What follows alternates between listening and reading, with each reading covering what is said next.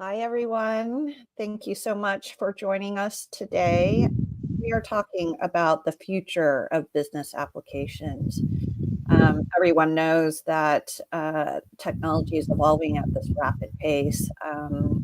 I don't think we could get through a conversation these days without talking about AI and other next generation technologies that are really impacting the way that we live and work, actually. So, the purpose of this discussion today is to help unpack what it means to deliver value in an AI era.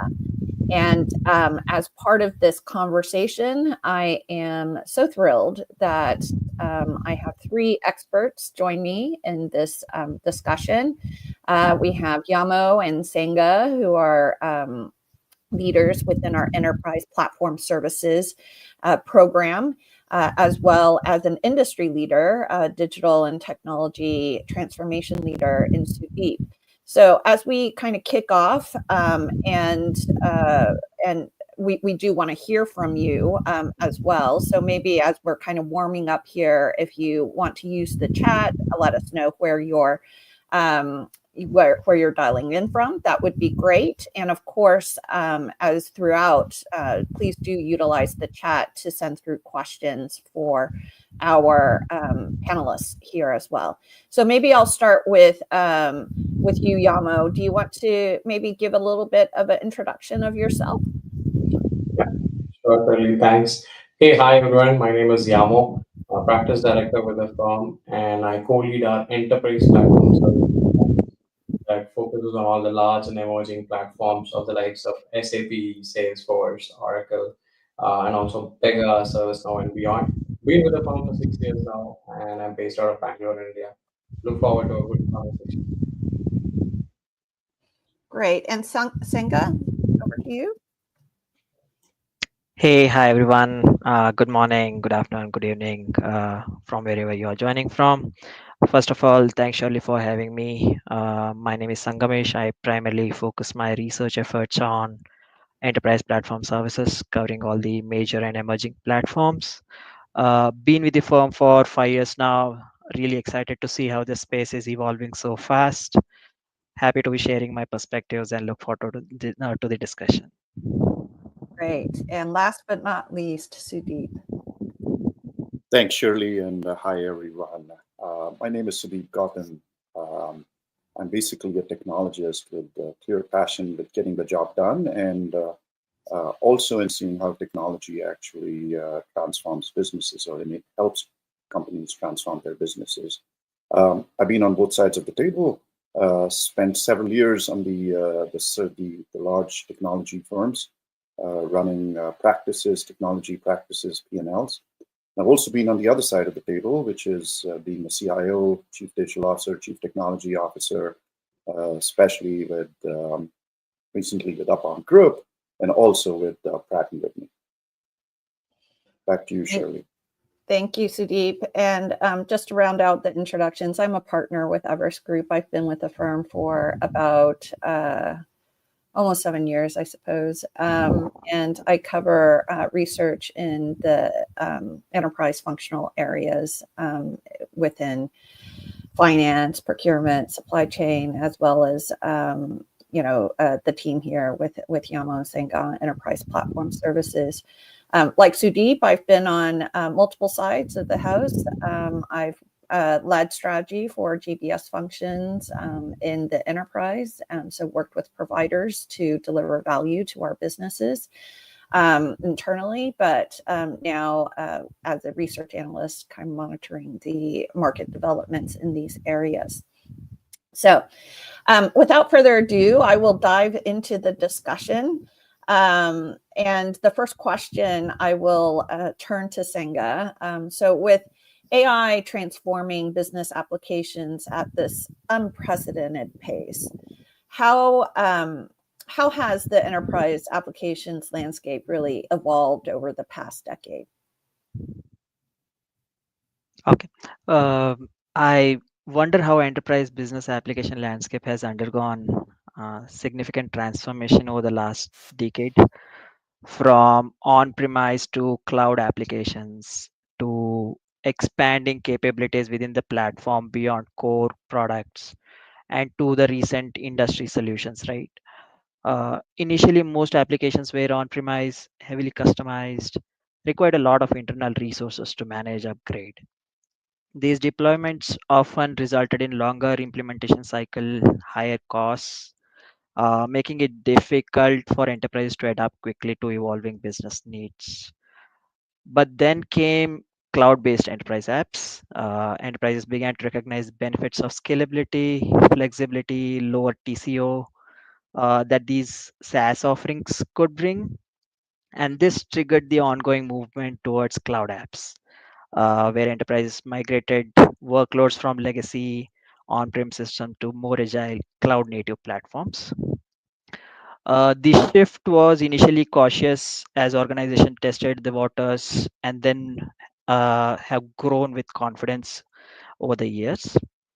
And so this is the cloud app story, right? And beyond that, once organizations saw tangible value from a particular platform's core capabilities, the focus shifted towards expanding value beyond traditional use cases within a particular platform.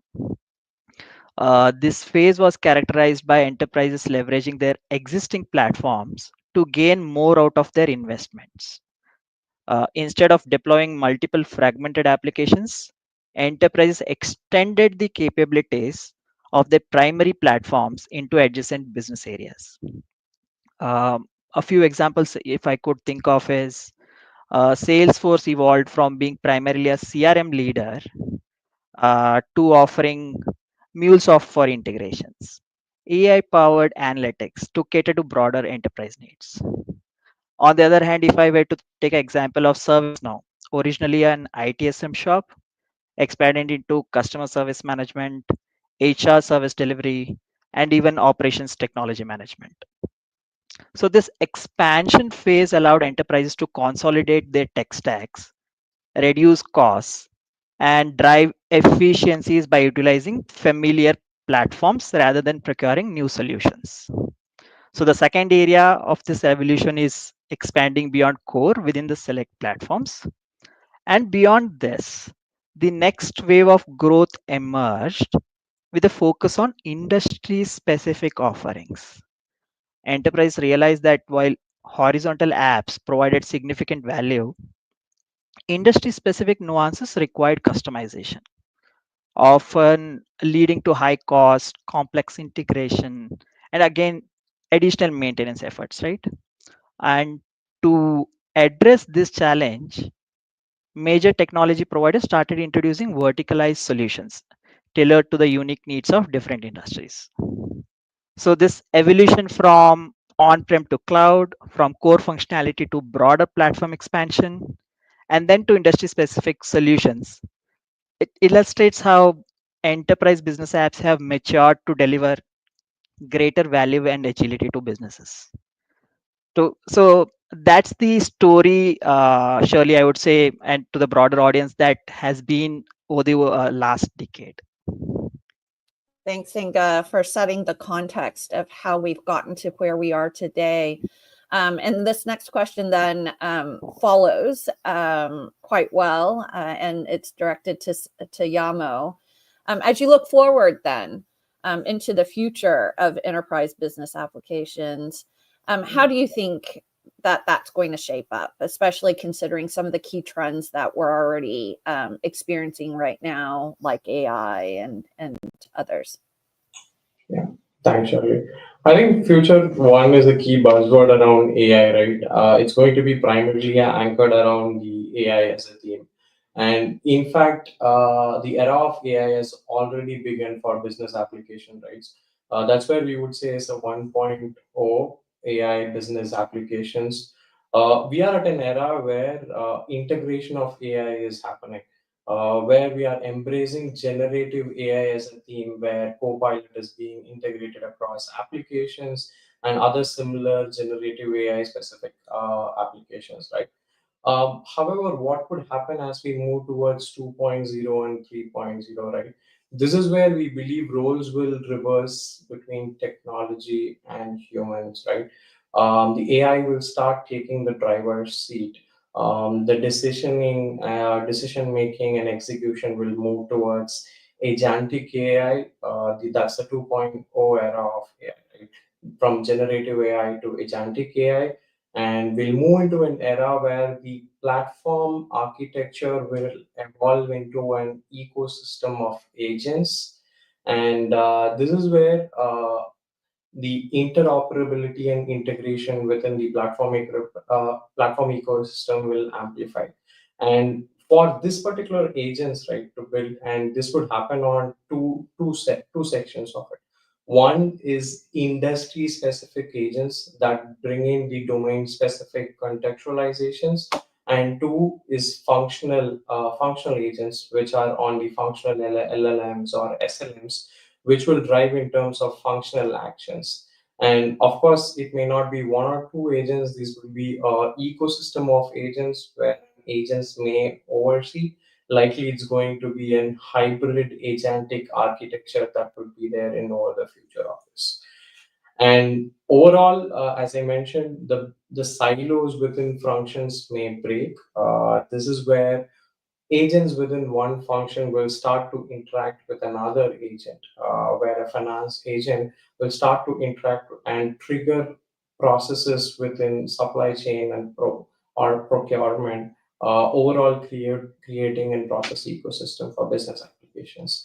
This is in terms of the overall view, right? And that would be part of a 2.0. And as we move towards the 3.0, right, this is where next generation other technologies would kick in. Primarily, we believe IoT will be a key anchor for agentic applications to take the rational decisions and predict the right processes. The data would become critical, especially real-time data. And this is where technologies such as IoT will be very critical, and that's where hyper-connected, intelligent enterprises will happen. This would be the 3.0 era, right? And there are other use cases would also proliferate.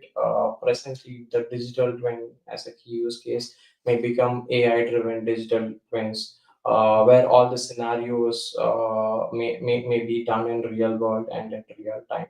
So this is in terms of the overall evolution of business application that may happen in over the near term and the long term. Yeah. Thanks, Yamo. So when we're taking into account, what's happening in the recent past and what we're seeing now, projecting into the future, Sudeep, I'm interested to get your perspective as a technology transformation leader. As you look at your peers in CTOs and CDOs and CIOs as they're looking to navigate through this AI era, how do you think that they really should be rethinking their enterprise business application strategy in order to help their businesses drive competitive advantage? Yeah, I mean, let's all first understand, Shirley, that this, AI is moving at such a rapid pace. Honestly, it's difficult for people to keep up unless they are constantly studying about it, constantly understanding the technology and trails, really, of AI, and getting to see where the application could be. Right? That's what's happening overall. At some places, they're getting pressured by their businesses saying, hey, why don't we use AI in certain places? Some places it's becoming a CIO agenda. That's what I'm kind of noticing across my peer group, right? But if you have to kind of take a step back and rethink that, okay, in the era of AI, how are we really going to, what should be the business or enterprise business application strategy? Then I would just put like 2 or 3 points there. First is, as we kind of continuously learn the next generation or through the next generations of AI, through its evolution, it's very important to understand that business applications will undergo a transformation from being pure transactional systems that they are today, that would enable business workflows, to more of kind of, I would say, value systems with capabilities that were kind of never imagined before. So that is something that it's important to understand that. And it's important to kind of keep it ingrained in your mind because, systems that deliver exponential value is where the value from AI will come. It's not just incremental value that we're going to see. So that's number one.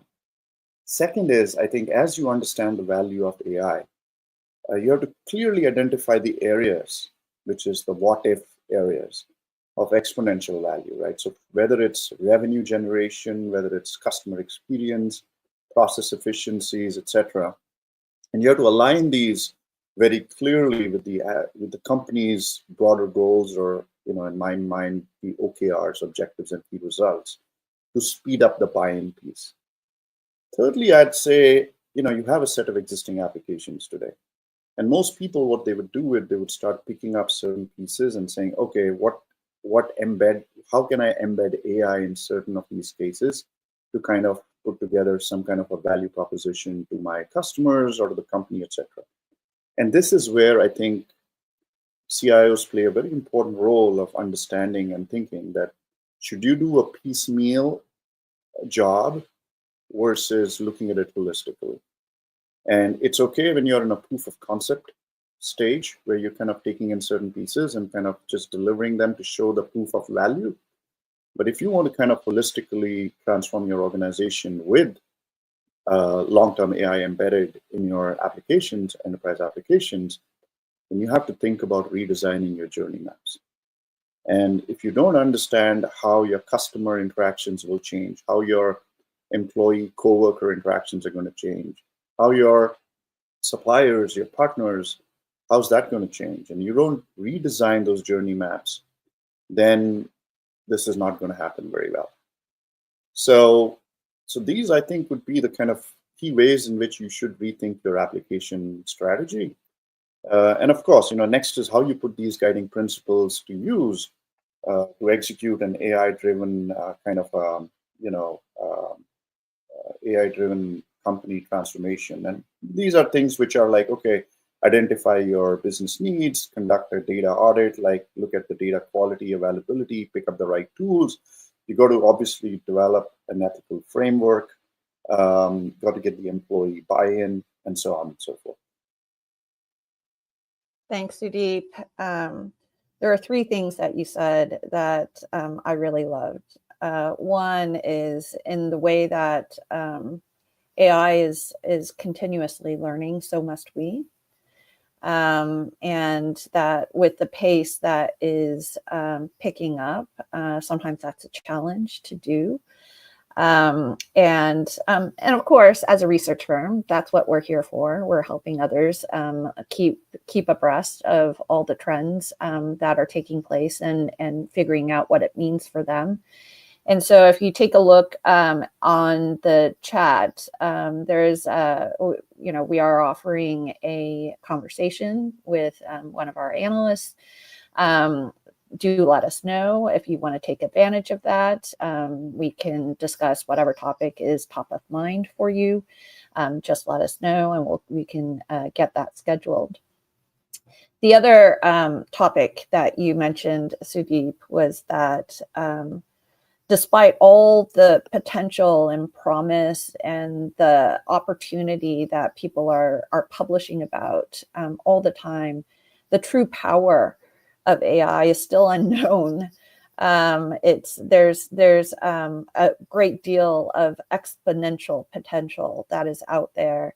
And that leads to the third piece, which is to tap into that exponential potential. It's not going to just simply be inserting AI into the way that you do things currently.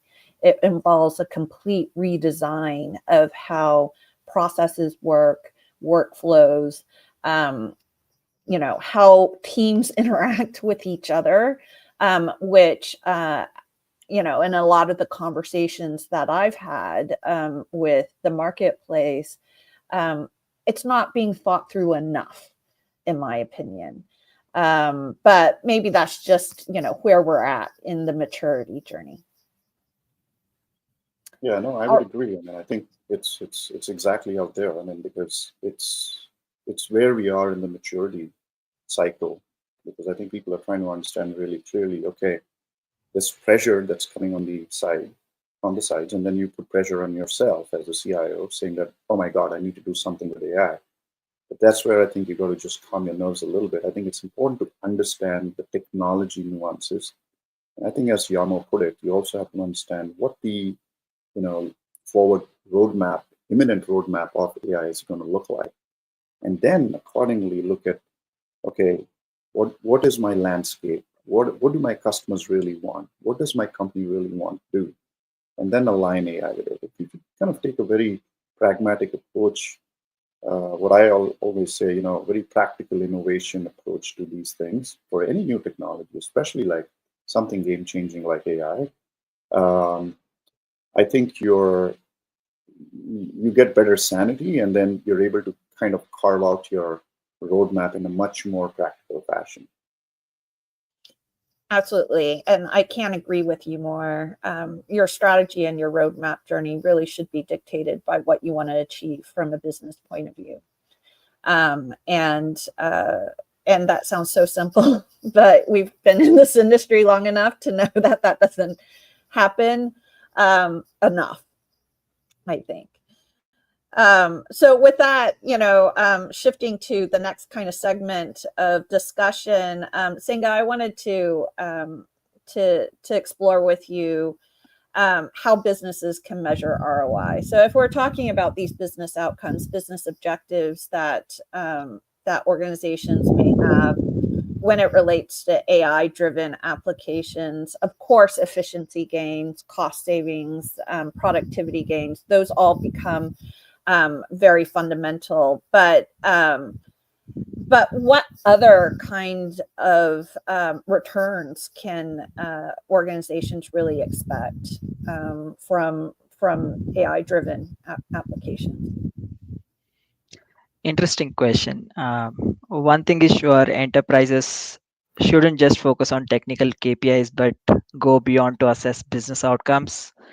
And ROI from AI applications is not just about making processes faster or cost savings. It also encompasses less tangible benefits that drive business value. And in a few of the conversations, recent ones, the AI assessments now include metrics like speed of decision making and even improvements in customer satisfaction.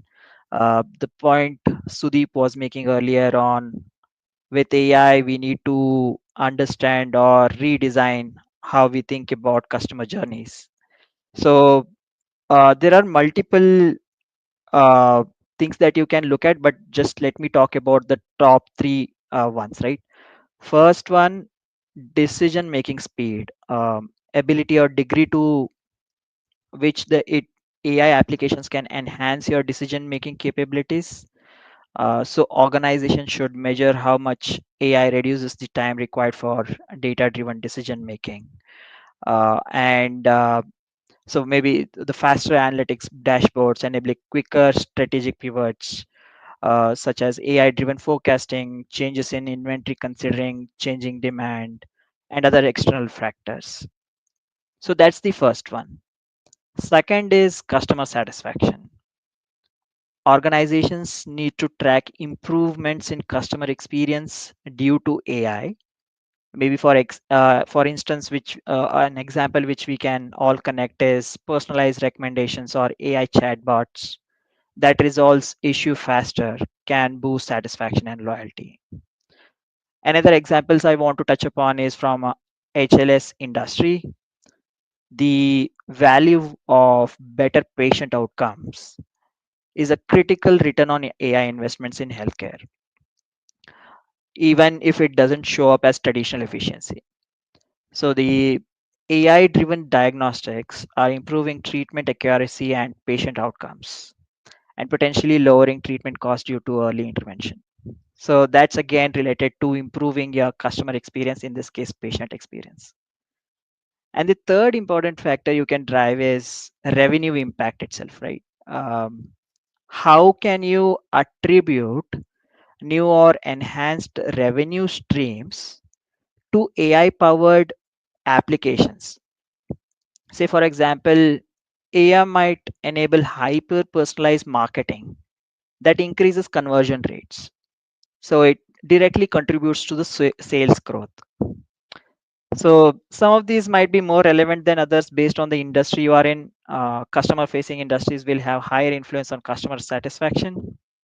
So organizations should start definitely think beyond technical KPIs to thinking about these business outcomes. Thanks, Inga. And, that then leads to another practical question. In order to realize these types of impacts, not just the cost, productivity, efficiency impacts, but also the business value drivers of customer satisfaction and revenue growth and so forth. Sudeep, I'm interested from your practitioner standpoint. What are the biggest roadblocks that enterprises face when they are thinking about, adopting an AI-driven business application strategy? And what have you seen to be the most useful when they're charting a path to overcome them? Yeah, it's interesting you asked that question because, first of all, I would say the biggest roadblock happens when CIOs or CTOs, whatever you want to call them, make it their agenda, right? So we got to step away a little bit from that. We got a little bit, we got some tailwinds here because this is such a phenomena that you don't have to sell this, technology. The business understands it. The business there's enough hype around this that, that the investments will come. So you don't have to go exceedingly hard in pushing this agenda across the organizations because that itself will be the biggest roadblock to everything. So anyway, keeping that aside and setting that as the broad parameter, I would say I think some big roadblocks that I've seen, even in my mind as I kind of think about some of these things, are how do we very clearly define use cases, priority use cases with compelling returns for the kind of anticipated investments. I think that's always going to remain a big roadblock until we get to a maturity cycle where we truly understand the technology and we have a very clear communication around those benefits across the organization. So that's number one. Second, as I would say, is the whole concept from moving from the plans to the actual actions. So how do you prioritize investments? I mean, every company has kind of their own little framework of how they prioritize their critical or broad technology initiatives or business initiatives, which are all capitalized. And this would kind of fit into that. So, at Upbound, for example, we put a very clear framework out there, which was fully aligned to what the company's broader medium-term, long-term strategies are. And then our AI roadmaps were kind of aligned to those. So I would say, prioritizing investments, scaling, solutions across these functions and businesses, resistance to also adoption.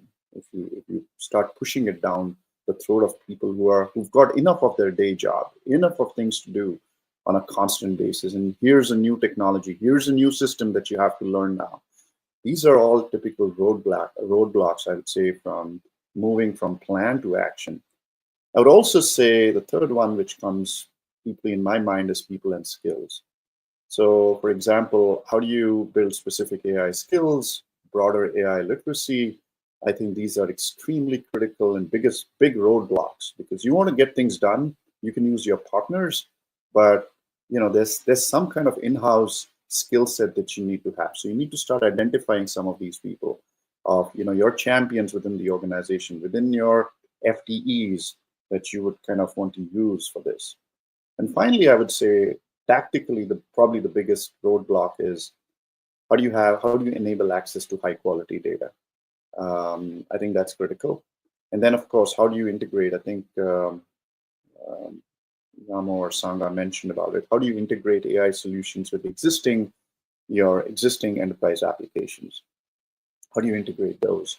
So I would say these are kind of the initial imminent roadblocks that you would see while putting together an AI application roadmap. Thanks for that. And kind of adjacent to that question is what would be the biggest risks as they pursue, other CTO, CDO, CIO leaders? What are the really biggest risks that they should be watching out for when they're looking to go from proof of concept to implementation at scale? I think the biggest risk, which I would see, is the ability to scale, surely.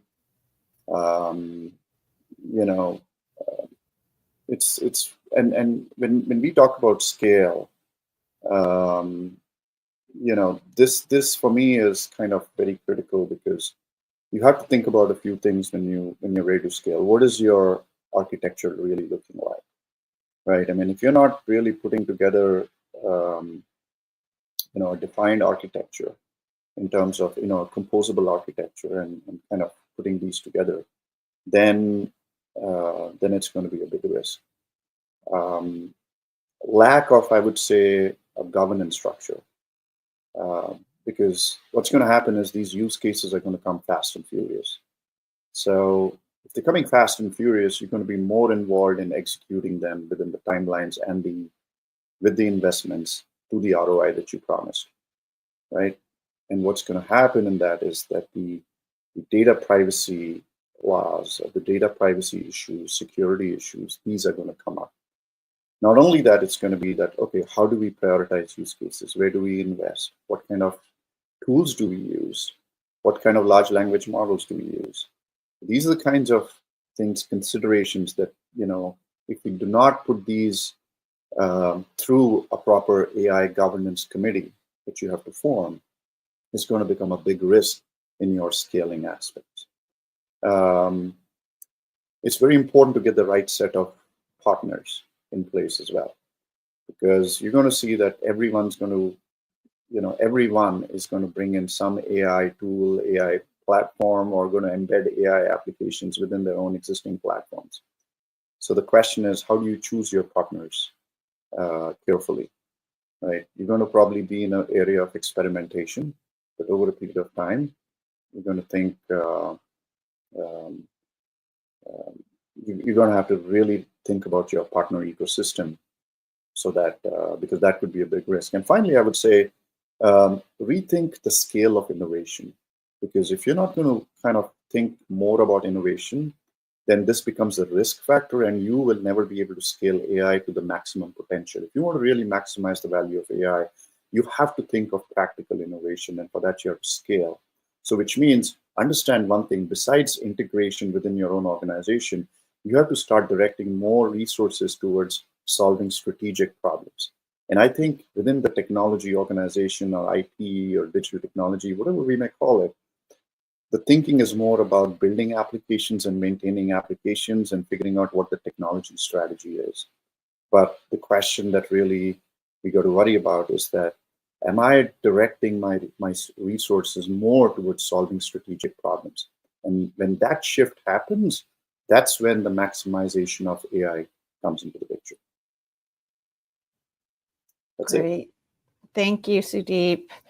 I know one of the risks that is often also mentioned when we talk about AI is ethical and responsible implementation. And I guess this question I would like to pose to Yamo. How have you seen organizations really address that, ensure that their AI implementation is done ethically and responsibly? Yeah, sure. And this gets interesting, right? I think in my first discussion, I touched upon all about AI and agents. Now in this section, if I need to put it in a line, this needs to be as human, right? While operations become real time and autonomous, and going at a scale and speed, all these operations needs to be human. And this is where a lot of interventions will need to come in, right? Starting with one in terms of overall compliance and governance, in terms of even the laws that are set by specific governments, the new AI Act by the European region, or GDPR, and all the others, right? The overall operations need to be compliant for specific geographies, and not to also rule out those specific industries, right? BFSI and other highly compliant industries. Two, all these autonomous operations need to be transparent and explainable for humans who are there in the loop, especially when there is any mistake or anything that happens, then the human intervention can be done at the right time and at the right level, right? And three, for this human intervention to happen, definitely a workplace training and AI literacy needs to happen. And this is where enterprises will also need to engage with service providers and others to ensure that this happens. Another key thing would be in terms of bias mitigation, right? I think we have seen a lot in terms of the news and articles as well. As we leave decision making to AI, can the how humane can they be in terms of bias and being fair in terms of the decisions that they are making? So that becomes critical, and the accountability as well, right? While there are multiple agents, eventually it's going to be a human who's going to be accountable. So how do we map the internal governance model, and accountability will be important. And also, I think we have a comment on these part as well. So data privacy, security, having the right data, as well as using it in the wise way, that will be very critical. I would say these would be in terms of the key pillars to ensure we have a very ethical and responsible AI implemented. Thanks, Yamo. And I'm noticing we have a global audience here today joining us online on LinkedIn Live. We have people spanning from the US to India to Africa. It's fantastic. Welcome. We do have a question coming through from Naga that would like to ask, what are our thoughts around having data sustainability and readiness for AI initiatives, and is that posing as a very common challenge, constant challenge in organizations? Would somebody like to take that question? Yeah, I mean, I can take a shot at that, surely, to start with, right? I mean, data, as I said earlier, I think availability of quality data is going to be critical, right? There's a broader challenge that organizations face, irrespective of whether AI proliferates or not. That's a different thing, right? Someone asked me a question a few years ago saying, what do you find more difficult, moving to the cloud or its data? And at that point of time, my answer till this date remains the same. The issue is always data, right? So when I look at data, I think we have to start with the right data architecture is to be put in place. And many organizations today don't have that. They're kind of trying to still toy around it. Data integration is still a problem from different sources.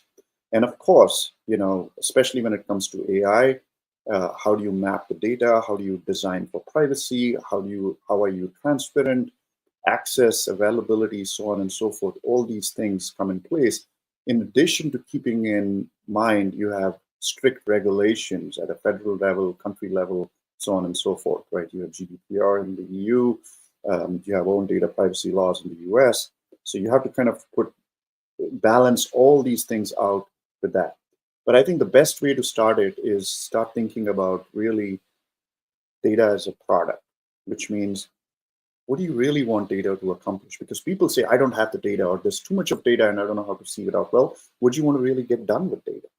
Let's begin by asking that question. What data sets are required to fulfill a very specific capability? And those data sets should essentially become those products. And once you have the data product, then the question is, have the right pipes and the architecture to kind of source the data into into all your new AI applications. So it's also very important to understand that, for example, when we say map data, how do you regularly identify what personal data is collected? How's it used? Where is it stored? Right? And this determines applicable kind of privacy requirements. One of the key things that we do it in the realm of cybersecurity overall in the organization is data classification, right? So besides the overall nuances around application architecture, building the right data pipelines, data quality, data governance, and so on and so forth, you have to start looking at the classification piece. Okay, so if you classify data according to the risks and the level of importance, then you can accordingly put the right level of investments in protecting that kind of data, right? So these are some of those things which I think are going to be critical as you start tackling the data issues around AI. I don't know if someone else wants to add to that, but those were my thoughts. Thanks, Sudeep. I did want to go back to something that you said a little bit earlier, which was that the partner ecosystem becomes incredibly important. We increasingly know that we can't do everything on our own. And so I want to come back to you, Yamo. What are you seeing in terms of the role of both service and technology providers in helping enterprises really navigate through this transformation journey? And what do you think organizations should consider when they are trying to select the right partner? On two folds, right? I think from a service provider perspective, first thing is the focus in over the last few years has been on the implement and manage services, right? But this is where the value chain may start to reverse. And a lot of the support that enterprises may require would be upstream to start with, especially to move from a monolithic or a legacy architecture into an AI-driven architecture, right? So I would start with advisory and AI strategy development, how a service provider, in fact, many a times a service provider and tech provider need to collaborate on this aspect, right? How to put together that roadmap and overall architecture to move into an AI-driven ecosystem. And two, as I mentioned earlier, to focus on the compliance and governance aspect of it. This would be one of the key priorities for building an autonomous AI business applications architecture. Right? And three, I think Sudeep and Sangha as well touched upon across. Um, while an multi-agentic ecosystem can be created, the effectiveness will ideally come on primarily two fronts. One, the data that we feed into, and two, how it integrates and operates, touching upon multiple functions. So, overall integration, data management capabilities, these would become quite critical as well from a service provider point of view. And four, as I mentioned earlier, workforce training and change management will be very, very critical. Huge change that happens between the platform ecosystem. We need to ensure that the users kind of adopt to all these things. So that's where I would say also change management and workforce skilling would come in as a critical areas. So I would say these are the key areas for in terms of a service provider as well as tech providers to collaborate on. Thank you. And Sudeep, do you have anything to add on that in terms of vendor selection from your experience in working on that? Yeah. It's I'll tell you, it's probably the best thing you can do is when you get views from outside your organization through these qualified companies out there, and to select them is a great journey by itself. And we did that very recently. I mean, so if I want to take a step back and really understand that, okay, with especially AI, right, how should you be kind of selecting? What is your vendor selection approach, especially when you're talking about AI-powered business applications, right? I think the first thing is to understand where do you really need these partners. So if you kind of dissect the whole Gen AI, agentic AI, that whole piece of it, right? I would say there are kind of 4 layers to that, right? One is initially you're talking about the foundational models, right? So that's your typical OpenAI, Google's, platforms, and so on and so forth. Then you have the new AI platforms we're talking about, whether they are AI wrappers or AI platforms, underlying digital systems which are deployed at scale, orchestrate, secure, monitor, these kinds of, they provide access to the different LLMs based on what they need, and so on and so forth. That's the second layer, right? The Gen AI platforms or even the agentic AI platforms. The third is the data layer, right? Which is I would say the kind of the accumulated body of information that most of the machine learning models as well as our Gen AI models work with, as they answer the queries. And finally, it's operations and monitoring, right? Testing, monitoring systems, AI systems, and so on and so forth. So if you want to look at a vendor ecosystem, you have to kind of look at vendors across these different layers, if I would say. And that's the way I've kind of done that in the past. It's kind of served exceedingly well because everyone's coming with, as I said earlier, everyone's coming in with a plethora of capabilities and skill sets, right? And sometimes it's very easy to see through those if you dig in a little deeper as to who really has the skills and who doesn't. So it's better to kind of bucket them into each of these areas and saying that, look, for this, I'm going to probably try out this particular vendor. For that, I'm going to probably try out this vendor, and so on and so forth. So I would say the way I've done it is I've aligned capabilities to partners, number one. Secondly, what we've done is before we select them, even in the designated area, we've asked them to come back and do design thinking workshops with us. And we've asked them to come in and actually lay out the art of possible with our data, with our use cases, with our challenges. And we've seen what really has come out of that and which partner or which potential partner has had the right mindset and has brought the right team and made the right investments and has really understood the challenges that we are seeking through to kind of devise a very quick prototype, right? So this rapid prototyping, design thinking workshops has actually helped us a lot. And then who are the people they bring to the table from a partnership perspective, right? And how do you monitor these partnerships going? So I think these are kind of the key components of how we've kind of at least how I've chosen our partners. The other thing is that your traditional partners for enterprise outside of the AI piece is also very critical.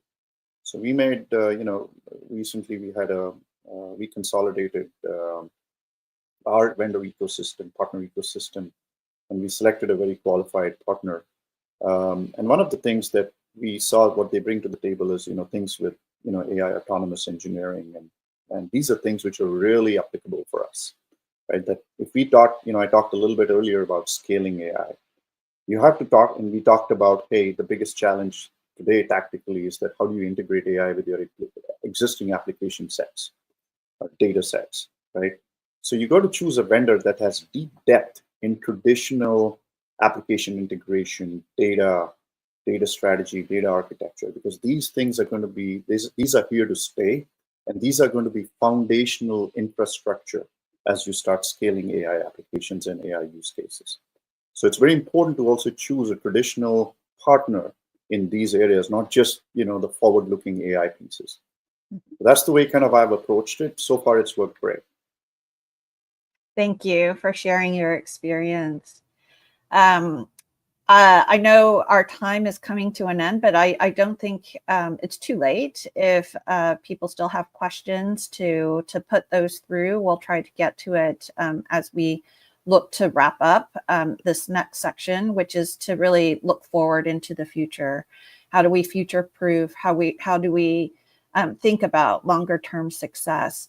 And so this last question for Sangha is, how do you see the relationship between AI, cloud computing, and enterprise applications really evolving over the course of the next very short 5 years? Yeah, surely.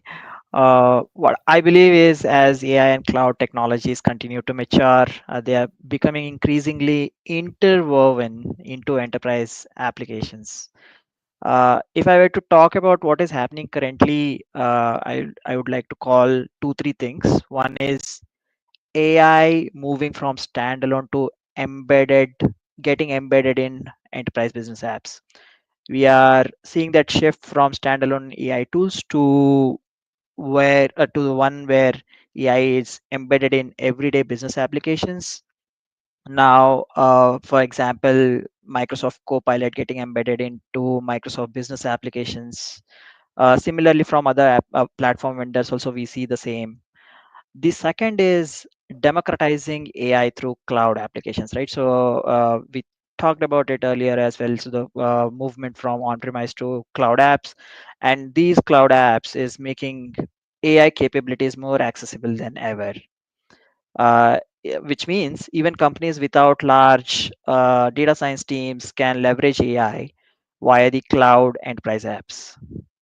And the third thing I would call out is multi-cloud and hybrid cloud emerging as the norm. To support AI workloads efficiently, enterprises are increasingly adopting multi-cloud and hybrid cloud strategies. Different clouds have different AI specialization or cost advantages. And enterprises don't want to have that vendor lock-in. In 5 years, a typical enterprise might distribute its AI tasks using one cloud for data intensive model training, another for specific AI services, and maybe edge setups on premise or edge setups for sensitive or real time processing. So, this is more towards what is happening. And I think other things I would like to just more from a recap perspective, what Yama and Sudeep talked about, rise of more of a autonomous enterprise apps, right? So AI will drive the next evolution of enterprise toward that autonomy. And the second would be domain specific AI models will become mainstream. So these will be, you will see the way enterprise business applications have evolved towards industry specific solutions. Similarly, we can see AI specific business applications becoming like more industry specific. And the last one would be edge AI and IoT integration, right? So not all AI will live in the cloud. So there's a trend towards bringing AI closer to where data is generated. That's, for example, on devices and at network edge.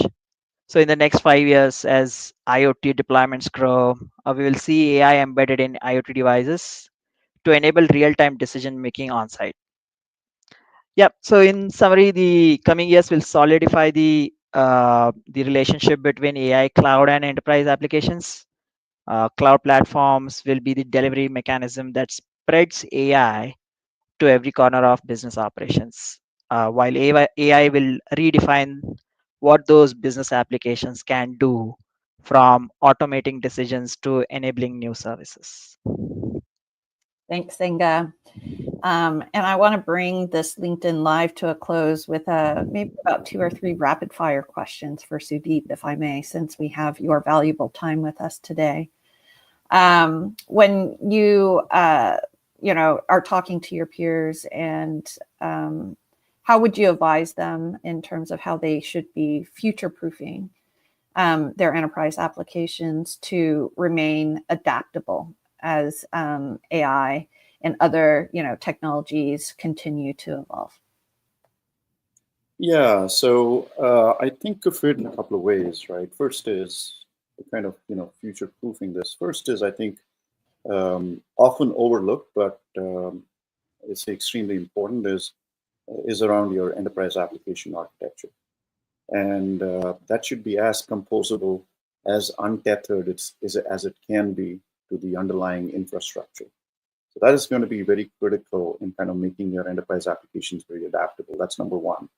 Second is, I would say, we got to isolate whatever AI applications that we build them as products or services, and isolate them, right? Create a library that are reusable across the entire enterprise, whether it's existing applications or newer applications.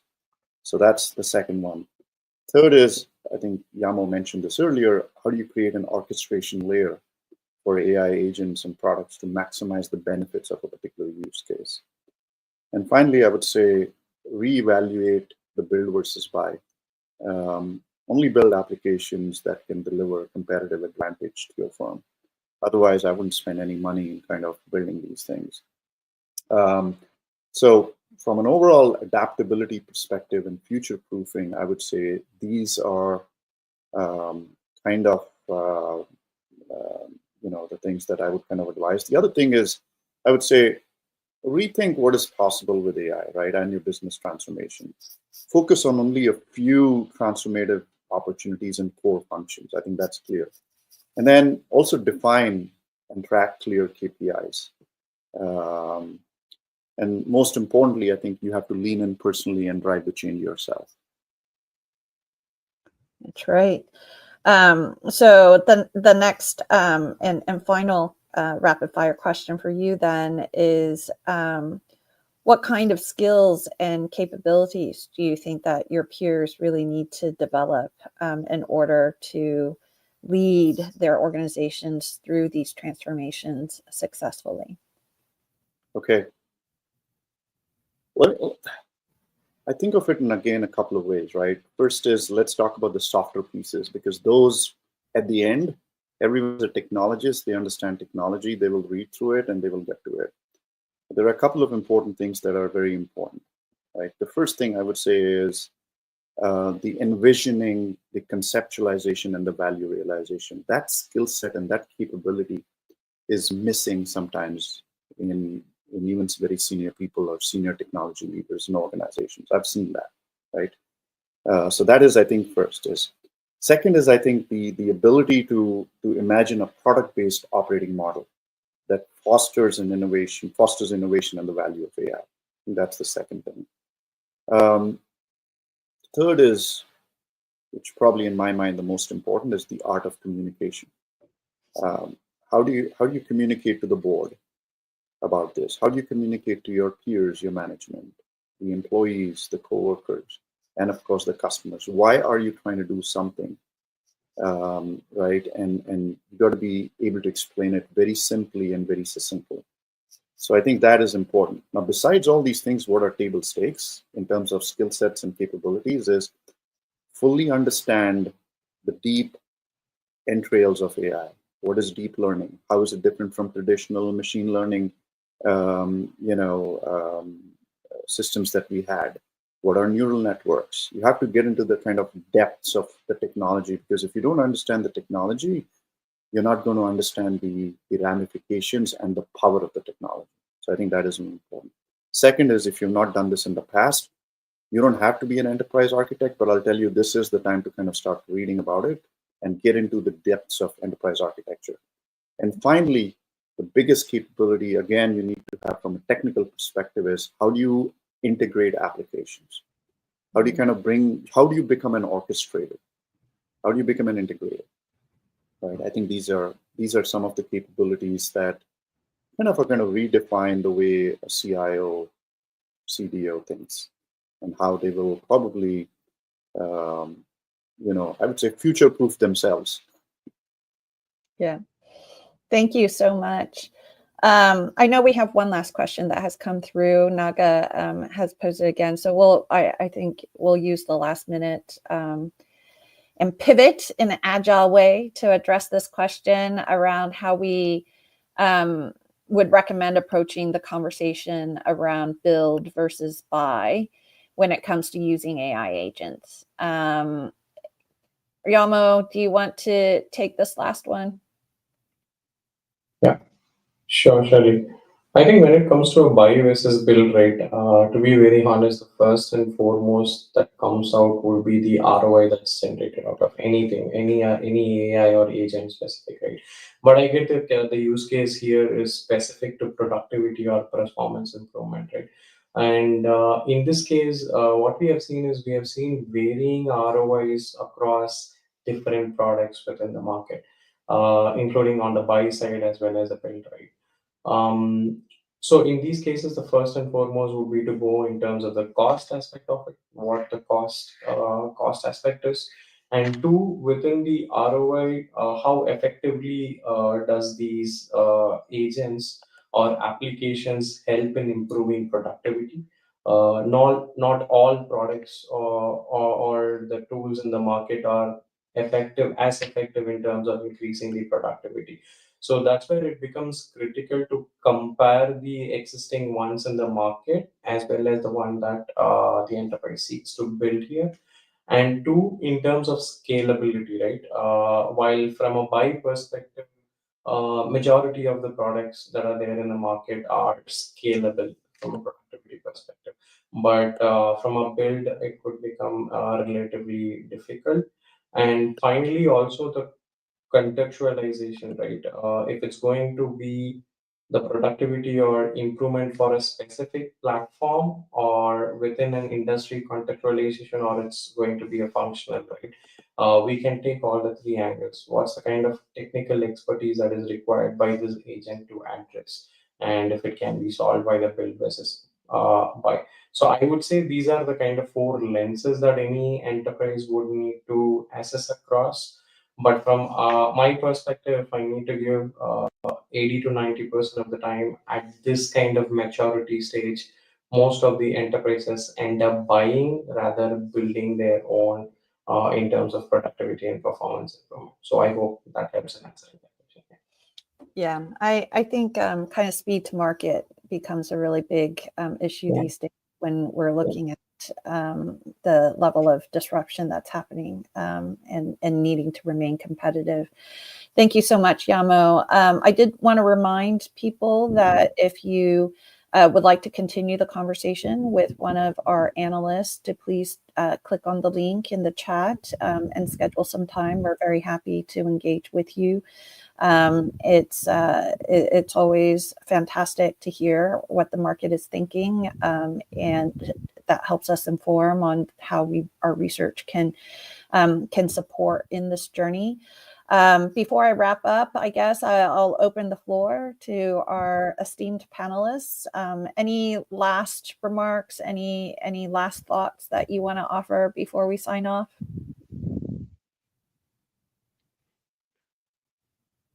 Okay, maybe I'll go. So I